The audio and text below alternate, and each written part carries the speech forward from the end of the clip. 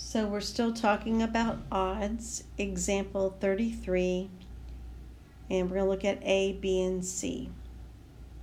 The odds in favor of an event are 2 to 7. When they tell us that the odds in favor of an event are 2 to 7, I know that our number for successes is 2. Our number of failures is 7.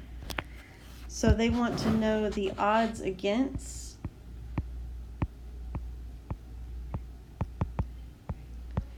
and they want to know the probability of this event happening. Okay? So remember, for the probability, I'm going to need the total of the successes plus the failures, and we get 9 there. So if the odds in favor was 2 to 7, the odds against is going to be 7 to 2. So the probability of that happening is going to be the number of successes over the total.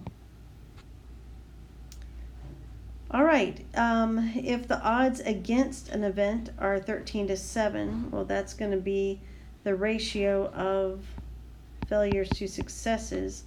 Find the probability of the event. So they're just asking for the probability of the event. That's all.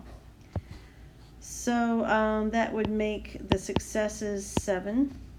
That would make the failures 13. And the total, success plus failures, would be 20. So the probability of the event happening would be 7 to 20.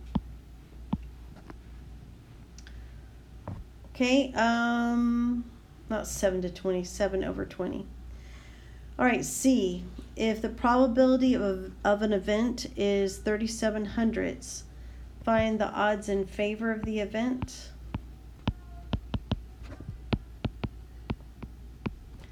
And the odds against.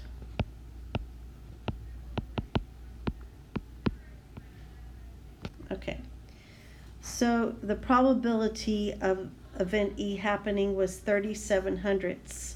So I want you to think about, I didn't say 0.37, I actually said this decimal correctly, and it means exactly what I said, 37 hundredths.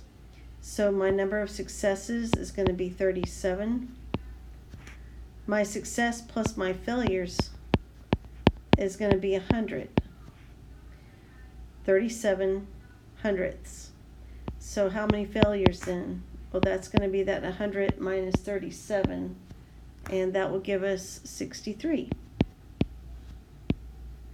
Okay, so odds in favor will be the ratio 37 to 63, and the odds against is 63 to 37.